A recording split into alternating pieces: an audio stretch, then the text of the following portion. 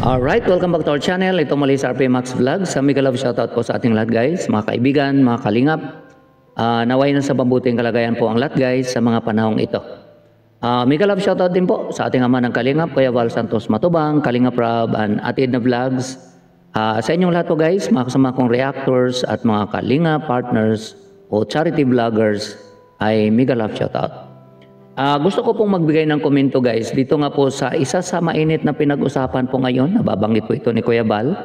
At yung kasamahan din po naming reactor ay meron po siyang upload nito. Kung hindi pa kayo nakapanood guys sa kanyang upload, Kuya Mel, dalawin po natin guys. At meron po siyang upload. Ito nga pong pagdalaw niya po kay Tatay Nestor. At doon nga po nalaman po natin guys na si Tatay Nestor hindi daw po alam kung ano na po yung pinaggagawa doon nga po sa mga nag-alaga kay Rina. At nakunan pala ng passport si Rina no, dahil nga po sa nabanggit po ni Tatay Nestor may pinirmahan daw po siya.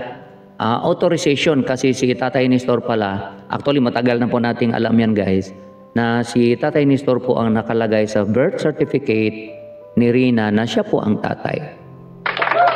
So, actually, hindi po yan unique. Ika nga, marami pong gumagawa ng ganon. Pagka yung tatay talaga ng bata hindi mahanap, yung lolo, pwede po siya po ang pipirma. O kahit sino po actually na gustong tumayo na bilang ama, pwede po silang pipirma doon sa birth certificate.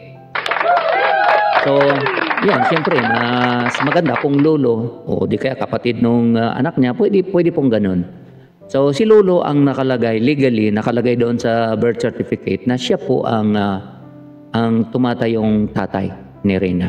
At may pinirmahan daw po ito at kaya po nakunan si Rina ng passport.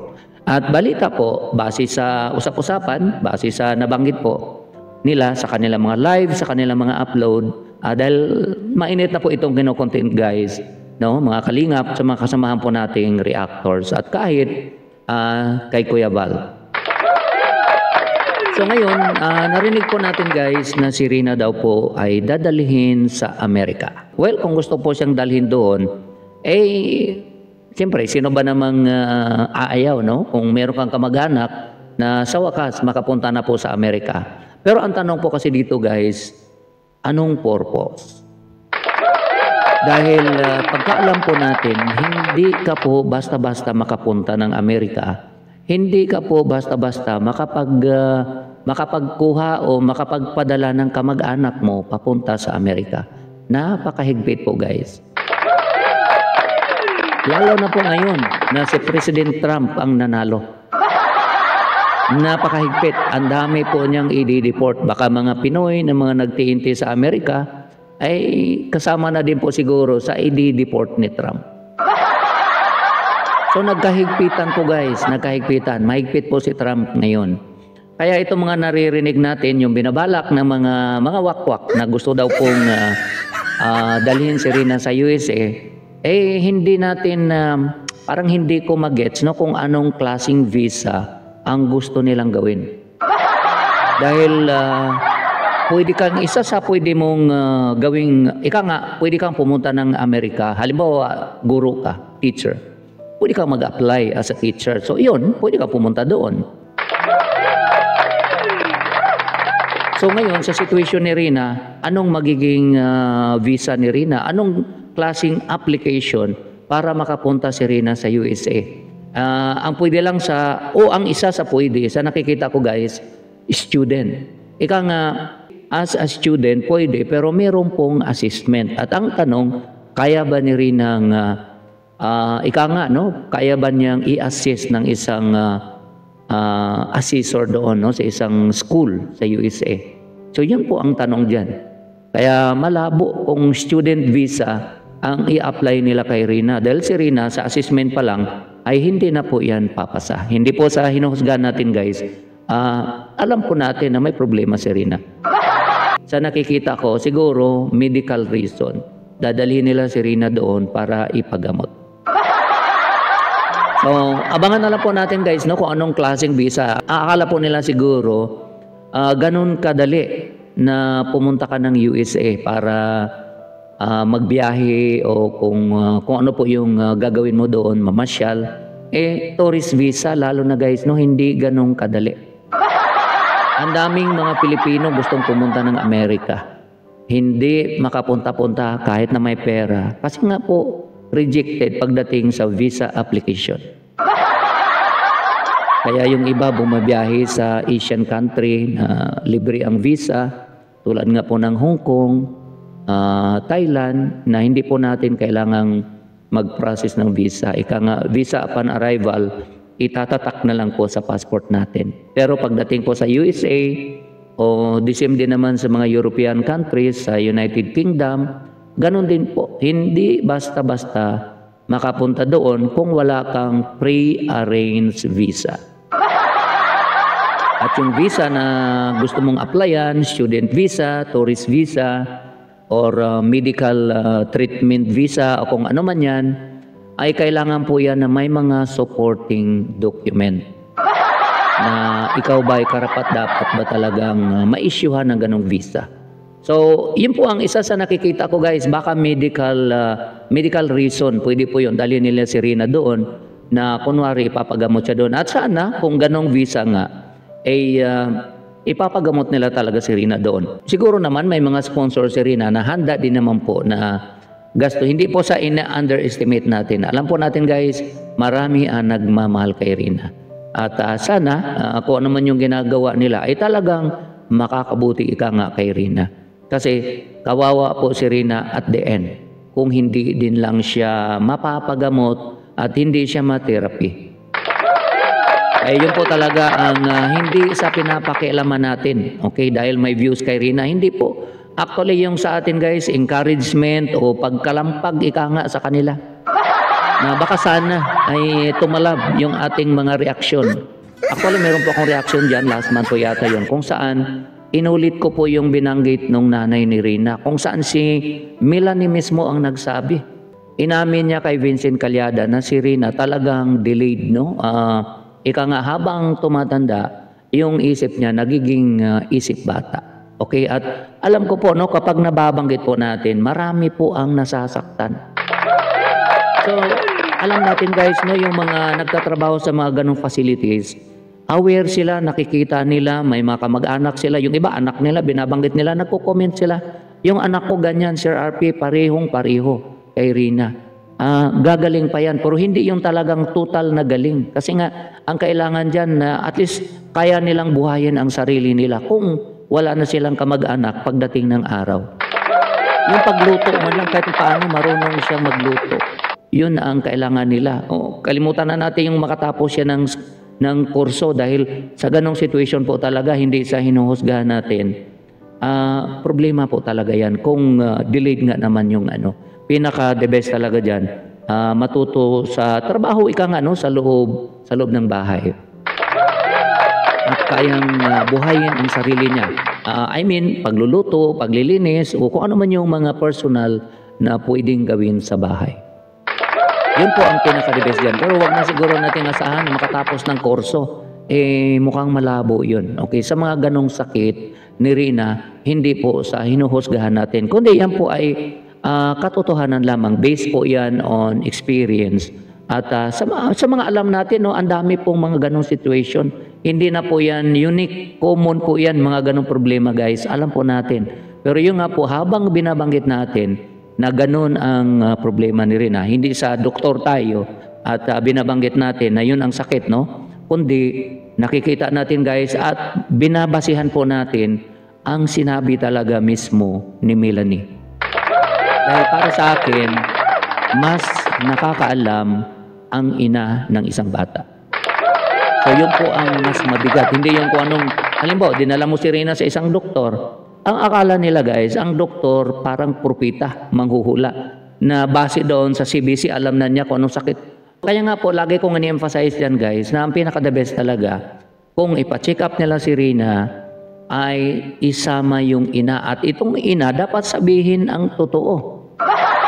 Yun ang ini-emphasize ko at ang mahirap kasi, yung iba, lalo na po yung mga hindi matanggap na gano'n ang problema ni Rina, sila po yung nag-o-oppose.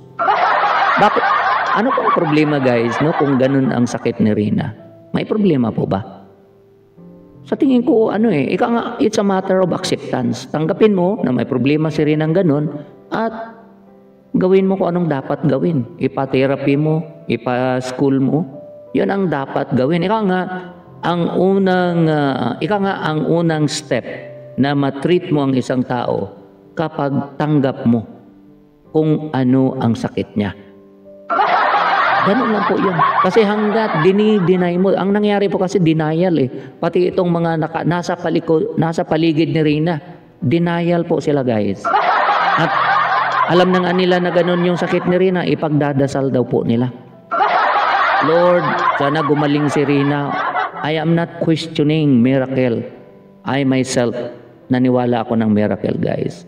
Miracle at yun po talaga ang kailangan ni Rina, miracle. Pero, alam naman po natin, no? Kasi kung lahat po may miracle, o ika nga, pag-pray mo may miracle, edi dapat walang mga may sakit na tao sa mundong ito. Lahat po magaling. Kaya nga po may mga doktor, kaya nga po may mga hospitals, lahat po yan, mga inspired din po yan ng Panginoon. At saka may purpose, no? Kung bakit ka may sakit na ganon, may purpose po yan kung bakit binigyan ka ng ganong sakit. Bakit ka may high blood? Bakit ka may diabetes? Bakit ka may sugar problem? Bakit ka may cancer? No? Magtatanong ka, bakit ako may cancer? May purpose po kung bakit ka may cancer. So tanggapin mo na lang na may cancer ka at hanggang saan ka lang, hanggang kailan ka lang. Tanggapin po natin guys. Kasi yan po ay, yun po ang tadhana natin. Ngayon kung lahat na lang po, no? Sabi ko nga po, I'm not questioning the power of prayer. I believe in prayer and I believe in miracle. Posible po yan. Totoo po yan. Pero, mag-pray ka na gano'n. Posible din po kasi na, hindi po lahat ng dasal natin ay sasabihin ng Panginoon, okay, approve. Posible po na may purpose talaga ang Panginoon. Kaya merong binigay na gano'n. Ang dami pong napakabait na mag-asawa guys, na may problema din po yung anak nila. Napakabait, napaka-active sa simbahan. Pero bakit? Of all people, meron silang anak na may ganong problema. Bakit? At sa tingin nyo ba hindi sila nagdadasal? Grabe sang katutak na dasal yan guys. Nagbababad po yan sa simbahan. Ganon pa man. Meron silang anak na may problema. Na parang ganon din kay Rina. So may purpose. Kung bakit binigyan sila ng anak na ganon. May purpose. So, hindi sa kini-question natin yung pagdadasal nila, kundi ang point ko guys, tanggapin nila kung ano si Rina. At ipagamot nila. At hindi kung saan-saan dalhin. Ngayon, dadalhin na po nila sa USA. For what? Yun ang tanong doon. Anong visa? Tourist visa? Malabo. Student visa? Mas lalong malabo. Okay? Medical visa o kung medical treatment, ayun, posible pa siguro. Posible pa. Okay? Pero sana kung dadalhin nila on medical visa with approval of Melanie or Tatay Nestor, ay talagang ipagamot nila. Pero I doubt na ganun nga guys, no? Baka pang lang din, pang good vibes, pang asal lang din, lalo na po sa mga reactors ng Kalingap. So abangan na lang po natin guys, no, kung ano talaga yung binabalak nila. Pero handa po si Tatay Nestor, no? Sana rinig natin kung problema talaga ang habol nitong mga nasa likod ni Rina, kung ginagamit na lang po nila para pagkapirahan, ay may kalalagyan po sila guys. Kahit sino, si Tatay Nestor lalo na, pwede din pong magreklamo at kahit si Melanie, pwede din po niyang ireklamo.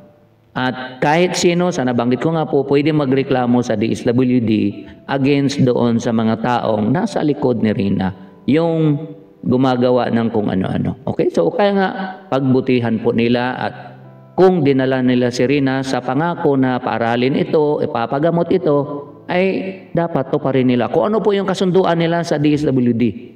Okay, tuparin po nila yon kung ayaw nilang magka-problema. Okay, hindi po sa pinapakialaman natin, yan po ay kinumintuhan natin dahil po naging usap-usapan na naman po. So, ganun lang po yan, no? Kung ayaw nila kasing ma-social media, makomentuhan sa social media, ito mga nasa likod ni Rina, ay huwag nilang i-social media. Nabanggit po yan ni Berador Picua, no? Sa kanyang live, no? Minsan nanonood tayo dyan, no? Replay. Kung ano po yung mga binabanggit niya. Binabanatan po ni Berador Picua yung mga nasa likod ni Rina. Yung mga tumutulong sa kanya o yung kung ano-ano po yung mga pinaggagawa. Okay? So, ganun lang po yun. Siguraduhin lang nila na talagang tinulungan nila si Rina sa tamang pagtulong at hindi ginagamit yung bata. Kasi lalabas na po yun na pag ginagamit mo lang po yung bata, ay ano na po yun, exploitation. At ang matindi dyan, kung isama na po yung trafficking o child trafficking, pasok po yan. Pag dinala nila sa US yan na walang pahintulot kay Tata Nestor, kung simila nilang legally si Tatay Nestor ang nasa papel na tatay, pwede po yan child trafficking at non-bailable po yan. Kaya mag-ingat sila na hindi po sila makitaan ng butas ng sinuman. Dahil kahit concerned citizen ka lang, pwede ka pong magreklamo sa government agency, sa DSWD, against kanino man. At doon po sila magka-problema. Kaya ingat lang po, huwag nilang isipin na pinakialaman natin, tinatapik na naman po natin, at gusto nating magka-views. Hindi lang po. Siyempre, as a reactor, lahat naman po pwede naming itapik. Kahit nga po yung politics, si BBM, si Sara, pwede po naming itapik yan. Pero bakit pinili namin ito? Dahil siyempre Kalingap at si Rina, part po ng Kalingap yan. Hindi naman po yan umalis, kundi kinuha nila. At hanggang makikita namin na naka-social media si Rina, may update kay Rina, pinag-usapan si Rina ng mga kapwa reactors namin, lalo na po si Kuya Bal, pagka tinapik niya, automatic, pwede din po namin itapik. So, ganun lang po yun. Hindi po sa nakikisaw-saw kami. As a reactor naman talaga, saw-sawiro ang mga reactor, guys.